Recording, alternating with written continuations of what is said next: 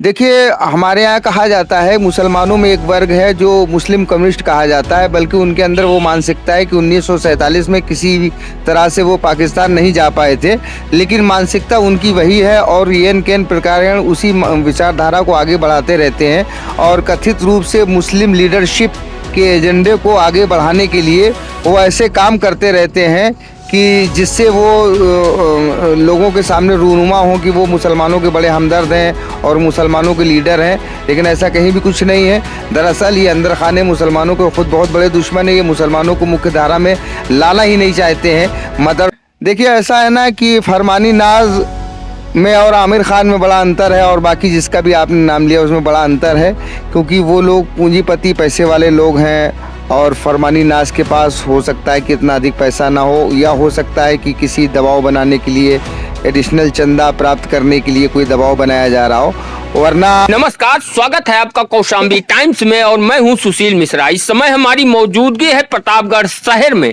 अभी हाल ही में आप लोगों ने सुना होगा कि PFI, popular front of India को भारत सरकार ने बैन कर दिया, लेकिन उसके पहले ही इस संगठन के खिलाफ आवाज उठाने वाले सूफी मोहम्मद कौसर मजीदी जी हैं, जिन्होंने इस संगठन के खिलाफ प्रमुखता से आवाज उठाई और भारत सरकार से इसके खिलाफ कार्रवाई करने की मांग की। आज वो हमारे साथ हैं, बातचीत कर जानने का प्रयास करेंगे कि आखिर इस संगठन में इनको क्या कमी दिखी जिसके कारण इन्होंने इस संगठन के खिलाफ आवाज उठाई। स्वागत है आपका। धन्यवाद। आपको इस संगठन में क्या कमी दिखी जिसके कारण आपने भारत सरकार के साथ ही आंदोलन भी किया इसे बंद करने के लिए?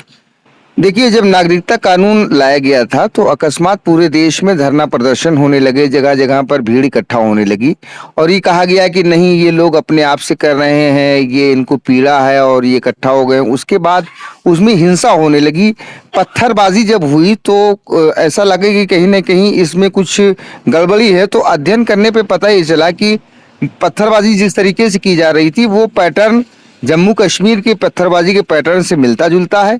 इसके संबंध में जब और अधिक गहराई से पड़ताल की गई, हम लोगों ने देखा तो पता चला कि इसके पीछे पीएफआई के लोगों के द्वारा फंडिंग की जा रही है। तो जब पीएफआई के विषय में पड़ताल की गई तो पता ये चला कि पीएफआई जो है वो तुर्की का एक संगठन है, मुस्लिम ब्रदरहुड, जिसे इत्तेहाद बैनुल मुस्लिमीन के अंतर्गत बनाया गया है और इनका मकसद पूरी दुनिया में इस्लामी उम्मा के नाम पर एक इस्लामी साम्राज्य की स्थापना करना है। बस उन्हीं सारी चीज़ों से ये महसूस हुआ कि नहीं, इनकी विचारधारा ठीक नहीं है, इनकी विचारधारा भारत के संवैधानिक मूल्यों के खिलाफ है और भारत की एकता और अखंडता के खिलाफ है।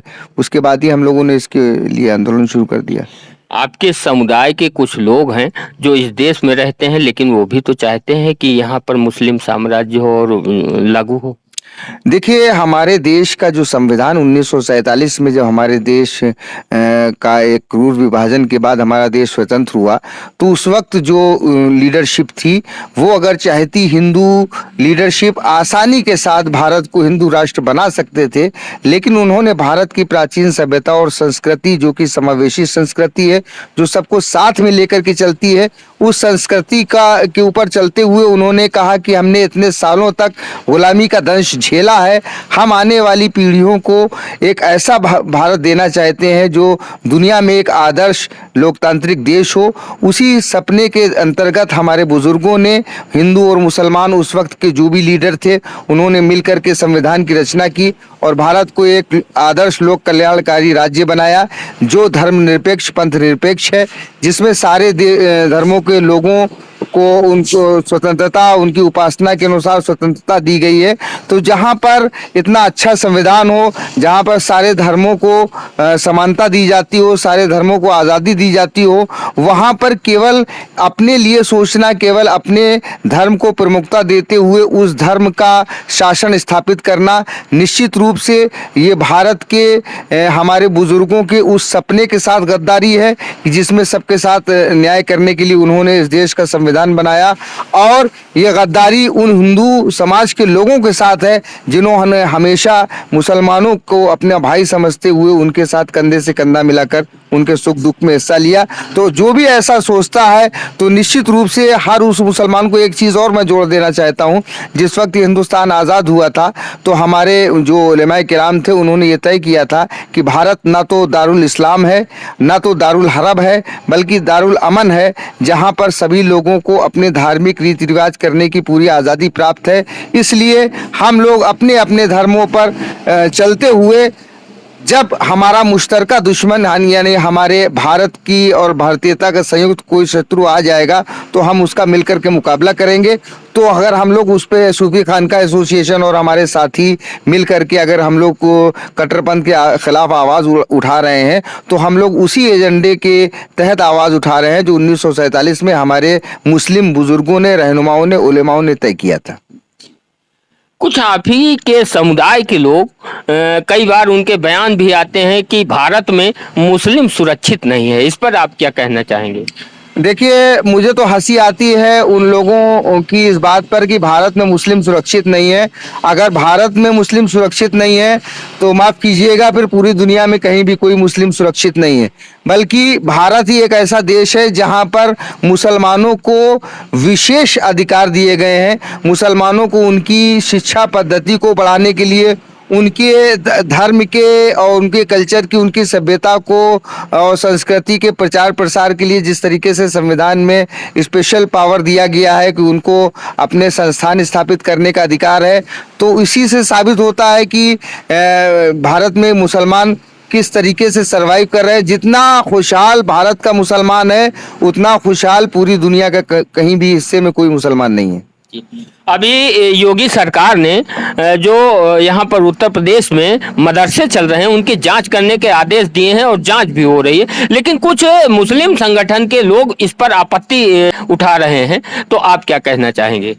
देखिए, हमारे यहाँ कहा जाता है मुसलमानों में एक वर्ग है जो मुस्लिम कम्युनिस्ट कहा जाता है, बल्कि उनके अंदर वो मानसिकता है कि 1947 में किसी भी तरह से वो पाकिस्तान नहीं जा पाए थे, लेकिन मानसिकता उनकी वही है और येन केन प्रकार उसी विचारधारा को आगे बढ़ाते रहते हैं और कथित रूप से मुस्लिम लीडरशिप के एजेंडे को आगे बढ़ाने के लिए वो ऐसे काम करते रहते हैं कि जिससे वो लोगों के सामने रूनुमा हो कि वो मुसलमानों के बड़े हमदर्द हैं और मुसलमानों के लीडर हैं, लेकिन ऐसा कहीं भी कुछ नहीं है।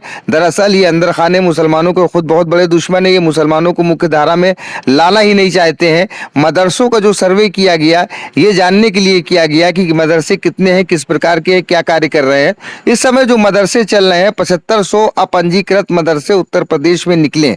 ये मदरसे पूरी तरीके से संविधान के 86वें संविधान संशोधन का उल्लंघन कर रहे हैं और इसके जरिए जो मुस्लिम बच्चों को बुनियादी शिक्षा मिलनी चाहिए, 1.25 करोड़ के आसपास मुस्लिम बच्चे जो सिर्फ एक धार्मिक शिक्षा तक सीमित हो चुके हैं। मैं धार्मिक शिक्षा का विरोधी नहीं हूं, ना हमारा संगठन धार्मिक शिक्षा का विरोधी है, लेकिन इसका मतलब ये नहीं कि अगर उनको धार्मिक शिक्षा ही दे दी जाए तो बाकी नैतिक शिक्षा उनको कौन देगा, और अगर वो अन्य प्रकार की शिक्षाएं प्राप्त नहीं करेंगे तो जाहिर सी बात है कि वो पिछड़ जाएंगे। तो क्या ये लोग जो सर्वे का विरोध कर रहे हैं, जो सुधार किया जा रहा है, पाकिस्तान जैसा आतंकी देश जहां से आतंक जिसको आतंकिस्तान कहा जाता है, वहां पर मदरसों में सुधार किया जा रहा है ताकि लोगों का जीवन स्तर में सुधार हो सके। तो जब पाकिस्तान में सुधार किया जा सकता है तो भारत में सुधार करने के लिए, केवल उत्तर प्रदेश में सुधार करने के लिए इस तरीके को कोई कदम उठाया जा रहा है, मदरसों को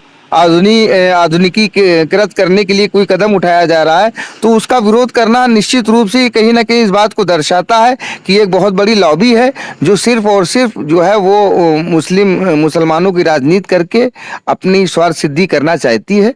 बस वही लोग विरोध कर रहे हैं, बाकी आम जन सामान्य को इससे कोई परेशानी नहीं। और सूफी खानका एसोसिएशन ने सर्वे का स्वागत किया था, बल्कि हमारी तो ये मांग है कि उत्तर प्रदेश ही नहीं पूरे भारत में ऐसा सर्वे करना चाहिए और इसमें सुधार होना चाहिए। आपको नहीं लगता कि जो आपके विचार हैं उससे आपके ही समुदाय के लोग आपके खिलाफ फतवा जारी कर सकते हैं? देखिए, मुझे फतवे से डर नहीं लगता, कभी नहीं लगा। तमाम फतवे आए, मुझे डर लगता है अपने देश का कानून और अपने देश का संविधान को तोड़ते हुए। मैं पेशे से एक अधिवक्ता हूं और मैं कानून और संविधान की बहुत इज्जत करता हूं। मेरी नज़र में मेरा एक ही जुमला महत्वपूर्ण है, मैंने हमेशा कहा था और आज भी कहता हूं, ये देश संविधान से चलेगा, किसी मुल्ला जी के फतवे से नहीं। जो आपका धर्म है उसमें क्या कोई महिला गाना गाकर अपना या अपने परिवार का जीविकोपार्जन नहीं कर सकती? क्योंकि अभी फरमानी नाच का एक गाना यूट्यूब पर सोशल मीडिया में पॉपुलर हुआ था, उसके बाद आपके समुदाय के जो मुस्लिम संगठन के धर्मगुरु, उन्होंने उनके खिलाफ फतवा जारी कर कहा कि इस्लाम में गाना और गा कर कमाना हराम है। सबसे पहली बात तो ये है कि जो लोग ये बात कर रहे हैं ये वो खुद इस बहुत बड़े अपराधी हैं कि एक महिला को आज क्यों इस स्थिति पे आना पड़ा कि वो उसको अपना पेट पालने के लिए गाने बजाने की ज़रूरत पड़ी। मैंने तो उसके बारे में जो मुझे जानकारी मिली है कि उसको पीड़ित किया गया, उसके पति ने भी उसको छोड़ दिया। तो वो इस स्टेज पर पहुंची, इस स्टेज पर पहुंचने के लिए वो धर्मगुरु, वो धर्म अधिकारी जिम्मेदार हैं जो मुसलमानों की ज़कात और फितरे की रकम पर तो कब्जा करते हैं। लेकिन अगर कोई व्यक्ति अपनी जीविकोपार्जन के लिए गीत संगीत या किसी भी तरीके का अमल करता है तो उसके ऊपर फतवा लगाते हैं। फरमानी नाज किसी भी प्रकार की गुनाहगार नहीं है। गुनाहगार वो लोग हैं जिन्होंने उस महिला को इस स्थान पर पहुंचने के लिए मजबूर किया। मान लीजिए फरमानी नाच के खिलाफ आपके धर्म गुरुओं ने फतवा तो जारी कर दिया, तो फिर फतवा तो आमिर खान के खिलाफ भी बनता है, सलमान खान के खिलाफ भी बनता है, सैफ अली खान के खिलाफ भी बनता है, लेकिन इनके खिलाफ कभी आपके धर्म गुरुओं ने आवाज क्यों नहीं उठाई? देखिए, ऐसा है ना कि फरमानी नाज में और आमिर खान में बड़ा अंतर है और बाकी जिसका भी आपने नाम लिया उसमें बड़ा अंतर है, क्योंकि वो लोग पूंजीपति पैसे वाले लोग हैं और फरमानी नाज के पास हो सकता है कि इतना अधिक पैसा ना हो, या हो सकता है कि किसी दबाव बनाने के लिए, एडिशनल चंदा प्राप्त करने के लिए कोई दबाव बनाया जा रहा हो। वरना ऐसा कुछ भी नहीं है कि जो नियम फरमानी नाज के लिए है वही नियम दूसरे लोगों के लिए भी है। लेकिन ये निश्चित रूप से ये दोहरा चरित्र है कि एक व्यक्ति को आप छोड़ दें और दूसरे पे फतवा लगाएं। जी, तो क्या आपके यहाँ, आपके समुदाय में सिर्फ गरीबों के लिए फतवे हैं? देखिए, फतवा सिस्टम जो भी है, ये फतवा एक निजी राय होती है कि इस्लाम धर्म इस बारे में क्या कहता है। किसी के ऊपर फतवा जबरदस्ती अधिरोपित नहीं किया जा सकता है। और जहाँ तक आपका ये प्रश्न किया गया है कि फतवा सिर्फ गरीबों के लिए, तो निश्चित रूप से हमेशा धर्म का जो कि कट्टरपंथी का शिकार जो होता है वो गरीब वर्ग ही होता है, क्योंकि उसके पास कोई साधन नहीं होते। वो समाज में अन्य तरीकों से दूसरों के साथ आजीविका के लिए या दूसरी तरीके से लोगों के साथ जुड़ा होता है, तो उस पर दबाव बनाना आसान होता है। तो जाहिर सी बात है कि उस पर ही इन सब चीज़ों का प्रयोग किया जाता है। आपसे एक आखिरी सवाल है कि आपके समुदाय के कुछ युवक आतंकवाद की तरफ आकर्षित होते हैं, कभी कभी कई मामले सामने भी आ चुके हैं, तो इस पर आप क्या कहना चाहेंगे कि ये युवक जो है ऐसा ना करें या आतंकवाद की तरफ आकर्षित ना हो? इस पर आपका क्या कहना है? देखिए, जो पाठ्यक्रम पढ़ाया जा रहा है धार्मिक शिक्षा के नाम पर, उस पाठ्यक्रम में मैं किसी संगठन का नाम नहीं लूँगा आज, और ना मैं किसी व्यक्ति विशेष का नाम लूँगा, लेकिन जो पाठ्यक्रम पढ़ाया जा रहा है उस पाठ्यक्रम में ये लिखा हुआ है कि गैर मुस्लिमों को उनके त्यौहार पर बधाई देना, होली दिवाली ईद, होली दिवाली क्रिसमस पर बधाई देने से कोई मुसलमान अगर बधाई देता है तो वो काफिर मुशरिक हो जाएगा, उसका निकाह टूट जाएगा। तो इसका मतलब ये है कि बधाई देना ही इतना बड़ा अपराध हो गया, तो उनके साथ संबंध रखना तो बहुत बड़ा अपराध होगा। तो जहाँ पर ऐसा पाठ्यक्रम पढ़ाया जा रहा हो, नौजवानों के अंदर ऐसी सोच को, दूसरे धर्मों के प्रति ऐसी सोच को उत्पन्न किया जा रहा हो, तो निश्चित तौर से वो कट्टरपंथी होंगे। और जो सबसे महत्वपूर्ण बात है, उनको ये सिखाया जा रहा है कि आप ही सर्वोपरि हैं, आपका धर्म सर्वोपरि, बल्कि आप ही सर्वोपरि नहीं, आपका धर्म सर्वोपरि नहीं, आप एक खास पंथ की विचारधारा को मानते हैं, बस वही सर्वोपरि है, वही लोग जन्नत में जाएंगे और उनके अलावा कोई जन्नत में नहीं जाएगा। तो ये जिस तरीके की विचारधारा का प्रवेशन उनके दिमागों में किया जा रहा है, ये बड़ी खतरनाक है और यही वजह है कि नौजवान जो है वो आतंक की ओर बड़ी तेजी से भाग रहे हैं। तो आपका इस्लाम कहता क्या है? इस्लाम तो सीधे सीधे एक बात कहता है कि जिसने किसी एक बेगुनाह को कत्ल किया गोया उसने सारी इंसानियत को कत्ल किया, जिसने किसी एक की जान बचाई गोया उसने सारी इंसानियत की जान बचाई। तो जिस तरह से ये बम बांध करके कूद जाना, अपनी आत्महत्या करते हुए दूसरों लोगों को मार देना, इस्लाम तो खुदकुशी को हराम बता रहा है। तो ये कौन सा धर्म है कि अपने आप को ख़त्म करके जन्नत मांगी जा रही है। हराम काम करने के बाद कभी जन्नत नहीं मिलती। खुदकुशी भी एक हराम अमल है और उसको करने के बाद जन्नत की बात की जा रही है। तो निश्चित तौर पर इसका ना तो इस्लाम से कोई लेना देना है, ना इस्लाम की कोई शिक्षा से लेना देना है। ये कूट रचित मुल्लाओं का ये अपना बनाया हुआ इस्लाम है। इसका वास्तविक इस्लाम से कोई संबंध नहीं। आप लोगों को बता दें कि सूफी मोहम्मद कौसर मजीदी जी बहुत ही पॉपुलर व्यक्ति हैं और इनको बड़े बड़े न्यूज चैनल जो है अपने स्टूडियो में बुलाते हैं और मुस्लिम समुदाय के प्रति या मुस्लिम धर्म के प्रति इनसे राय मांगी जाती है। यदि आप लोगों को अगर जानना है तो गूगल में सर्च करिए सूफी मोहम्मद कौसर मजीदी, तुरंत आपको पता चल जाएगा। आप क्या संदेश देना चाहते हैं सभी धर्मों के लोगों के लिए? हम भारत के सभी धर्मों के लोगों के साथ संदेश देना चाहते हैं कि ये देश सभी लोगों का है। इस देश पर सभी लोगों का अधिकार है। सभी लोग मिलजुल करके रहें, देश को तरक्की के रास्ते पर लेकर के चलें, देश को आगे बढ़ाएं, एक दूसरे के साथ विश्वास बनाए रखें, एक दूसरे से प्यार करें, मोहब्बत करें। और यही हमारा पैगाम है सारे देश के लोगों के लिए। अब आप लोगों से इतना ही कहेंगे, वीडियो पसंद आए तो वीडियो को लाइक करें और अभी तक आप लोगों ने हमारी YouTube चैनल कौशाम्बी टाइम्स को सब्सक्राइब नहीं किया है तो कृपया सब्सक्राइब करें।